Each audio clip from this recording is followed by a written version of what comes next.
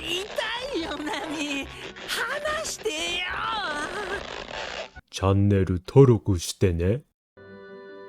ナミ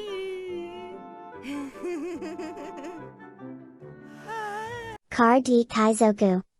This video is brought to you by Adakai TCG. Shop the latest in premium holographic textured custom One Piece cards. Designed for collectors, crafted to stand out.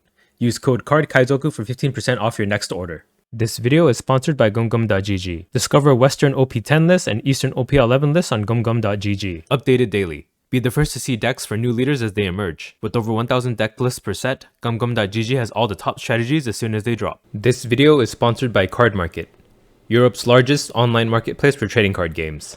Hey, I made a match history app. You can look up your name, see your matches, see your opening hands, check the leader stats, check matchup information.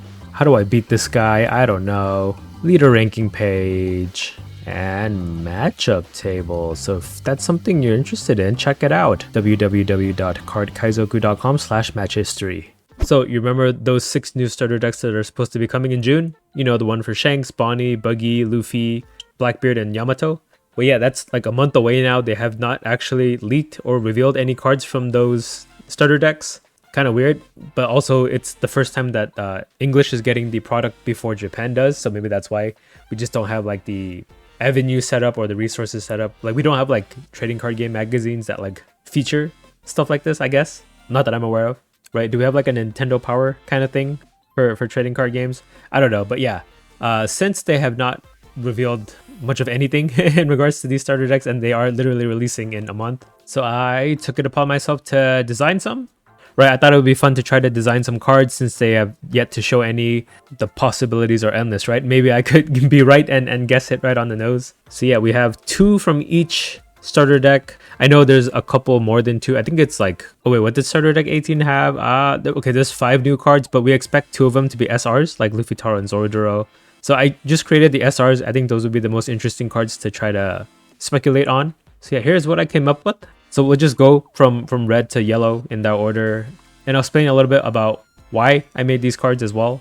So starting off with the cards for the Shanks starter deck. So for Shanks, I felt like he needed a searcher that was worth playing, because we do have that Uta card, right? We have the 1-drop Uta, but it turned out like half of the Shanks players don't even run it. So that was kind of weird, right? You have a searcher for your deck, but like it ends up being a useless slot in the deck. And then the other void I wanted to fill was something in like the 8 or 9 Dawn slot, like right before playing your 10 cost Shanks.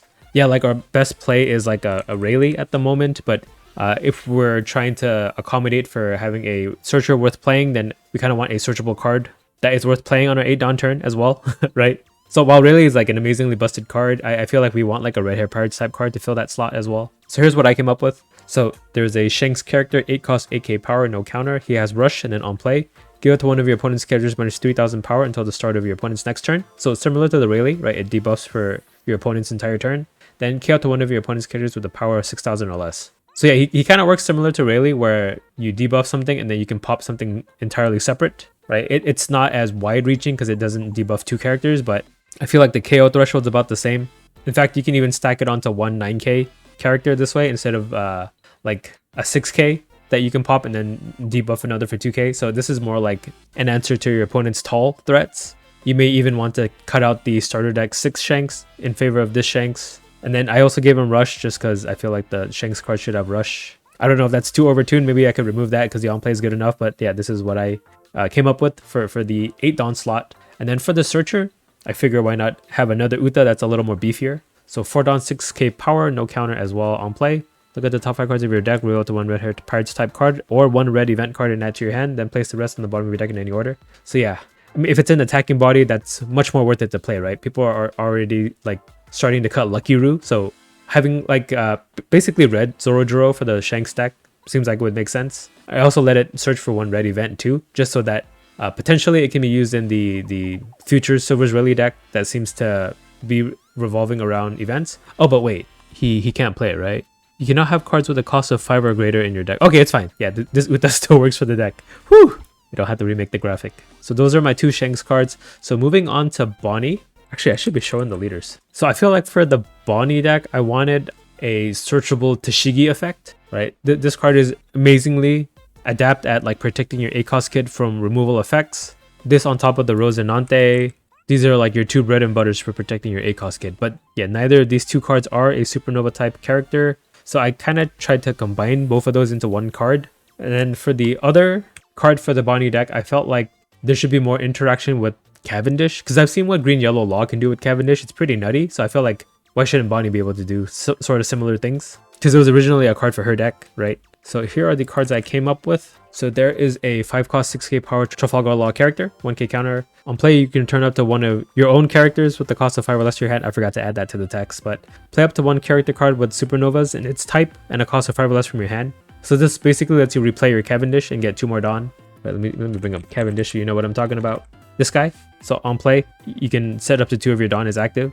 This law will let you replay it and get those 2 Dawn back. Right, this is great at squeezing in like an extra Rosinante for the turn or like having Dawn up for your leader ability, I figure. And then it can synergize with the plethora of 5 cost Supernova type characters in the game already. Right, you could combo it with this Bonney or something to freeze something. You can freeze 2 things, kinda, if you play this on your 10 Dawn turn. And then the other card, as I mentioned, is that combination of Rosinante and Tashigi into one card. So 1KD Luffy, 3 cost 3k power, 1k counter. He has blocker, and then once per turn, if you have a character with Supernovas in its type and it would be removed from the field from your opponent's effect, you may instead rest this character. And then at the end of your turn, you can set up to one of your Dawn cards as active. So it kind of replaces the Uruj and Tashigi and Rosinante. Well, not really Rosinante, except for being a blocker, but yeah, I figure having something like this that you can cheat out with your ACOS kid all in one package seems like it would be really worth it, right? This gives Bonney the ability to play it on your 8 Dawn turn as well, due to the fact that he can untap one of your Dawn, so you have access to your leader ability as well. Because that's one of the reasons why like Red Green Smoker is a much better 8 cost kid Fortress deck, because of that extra Dawn.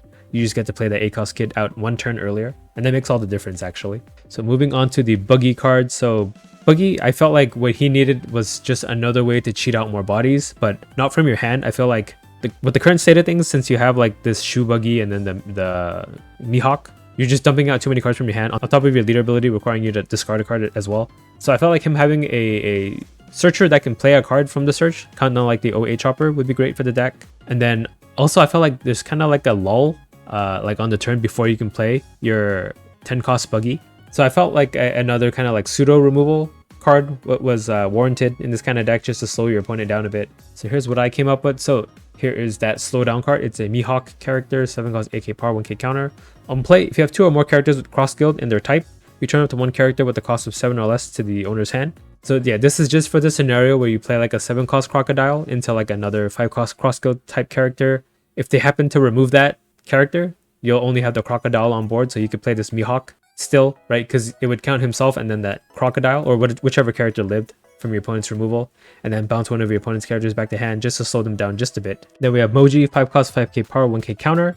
On play, look at the top 4 cards of your deck and play up to one cross skill type character with a cost of 5 or less. So I figure, yeah, a way to play a character from your deck just to save you cards in hand would be great. And I made it top 4, so it's not too broken, but I'm pretty sure it's still kind of broken, the fact that it can essentially draw you a card to play a card out.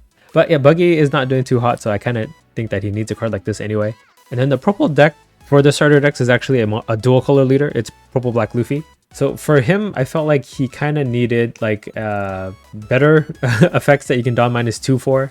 And the fact that he lost Kakamori was a pretty big hit to his deck, so I tried to remedy that. So what I came up with is a Nico Robin character, 6 cost 7k power, 1k counter. So you can activate main and Dawn -2, specifically Dawn -2. So if you do that, you could rest up to one of your opponent's characters with a cost of 5 or less, then add up to one Dawn card from your Dawn deck as rested. So if you do play the 3 cost Zoro and then you Dawn -2 and then you ramp one, you'll go to 4 and then go into 6 this turn. That's when you play this Robin out. You can rest one of your opponent's characters to attack into. I feel like 5 cost is a really relevant stat line to rest, right? So you either have access to this Robin or you could play the Sanji from the original starter deck, right? This one, because this one pops a 5-drop if you have it, but Robin's a way to rest a 5-drop and then ramp going to 7, which would bring you to 9 the next turn. So I just wanted a way to Dawn -2, giving you back an active Dawn and also ramp a Dawn, similar to the Zoro, the 3 cost Zoro that you played the turn prior. And that leads you to your 9 Dawn turn. So another Luffy character, 8 cost 10k power. So on play, you can return 1 or more Dawn cards from your field to your Dawn deck. If you have a character with the cost of 9 or more, play up to one character with the cost of 5 or less from your trash. So yeah, you can return 2 Dawn to play them out, and then you'll get those 2 back with 1 active. And then the purple black Luffy's leader ability the fact that he gives characters on your board +1 cost, that means that this Luffy is actually a 9 cost when you play him, but you do have to be at 9 Dawn to play it, right? So that's where this Robin perfectly curves into this Luffy. And yeah, you just get to play a 5-drop from your discard. So for that, you can either pick that Sanji we mentioned earlier, right? If you have a character with the cost of 6 or more, you can KO one of your opponent's 5 cost or less characters. You have a 9 cost on board, so this will activate. Or one of the original things that the Gecko Moria provided you was access to this Frankie from your discard. Right? It's a 4 cost 5k blocker, and then you Dawn -2 and draw 2 after you discard 1.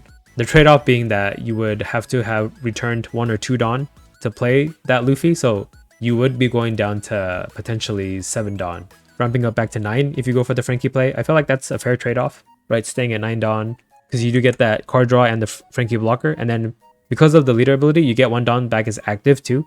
So you still have Dawn up for your Gungam Giant in this case. So yeah, I felt like that was a good late game to ramp into.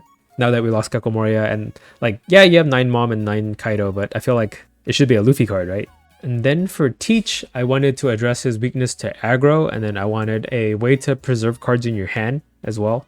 Yeah, because to be honest, he's already a meta deck. Same with Shanks, so I didn't want to like super overbuff him or anything. So here's what I came up with. So we have a 4 cost 6k powered Marshall D Teach character, 1k counter. So if you activate main, and if your leader has the Blackbeard Pirates type, and this character was played this turn, your opponent's on-play effects are negated until the end of your opponent's next turn. So basically, it's essentially using your leader ability, but also developing a character, right? Normally, you would discard a card for this. This lets you develop a vanilla 4/6, while also negating your opponent's on-plays for a turn. So I felt like that would be kind of interesting and pretty nice. I don't know if it's overpowered or not, because you're both using your leader ability and developing a character, but this is also an option you can play out with the 5 cost Kuzan too.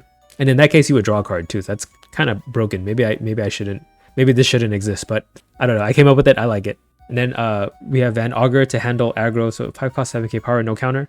Activate main once per turn. You can trash 1 card from your hand and rest this character. If this character was played this turn and your leader has the Blackbeard Pirates type, key up to one of your opponent's characters with the base cost of 4 or less, and one of your opponent's characters with the base cost of 3 or less. So yeah, this is basically to kill like Zoro type decks that are like low to the ground and just overwhelm you. The issue with Liberation was that yeah, it's 6 Dawn and you don't develop anything. It does hit higher stat line and has a trigger, but I feel the trade-off with this is that yeah, you get a character at the end of the day too, even though you hit a smaller stat line. A 5/7 is still nothing to scoff at, and this is something you can cheat out with your 5 cost Kuzan as well.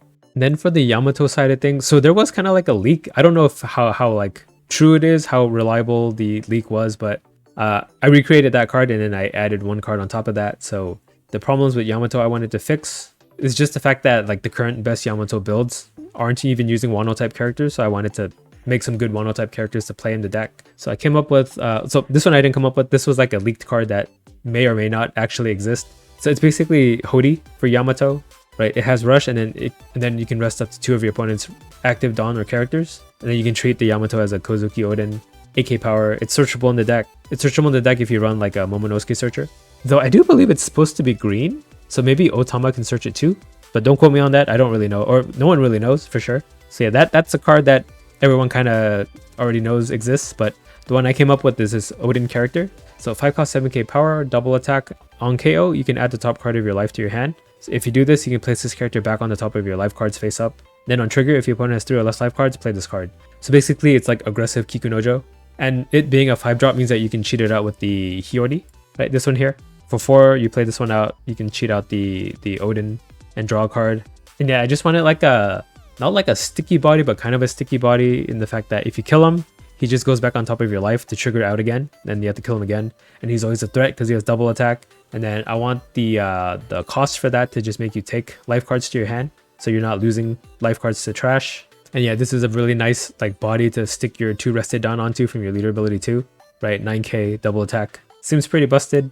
Yeah, I just gave it the same trigger as Kikunojo just because I feel like that kind of trigger makes sense in like a Wano type deck. So these were the cards I came up with. We're going to have to see if any of the actual starter deck cards are anywhere close to these. This one is probably pretty close because it's exactly the card that's going to get released. But yeah, would be interested to see how creatively I could design these cards and how close it would actually be to the cards they release. Right? If any of these are spot on, I'm definitely going to make a video saying I told you so, but yeah, I don't know.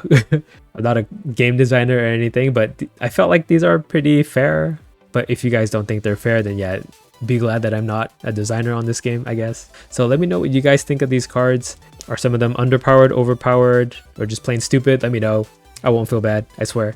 Oh, and if you're wondering why you don't see these cards in my deck builder, I only have it locally. I don't want to reveal these out to the public and like misinform people into thinking these are real cards, even though like these are all like just random screenshots I found on Google. But yeah, this was a fun exercise. Let me know if you guys have any ideas of what these cards might be, and then hopefully the Bandai doesn't reveal all the starter decks like a day later or on the same day that I released this video. It's happened before, but who knows.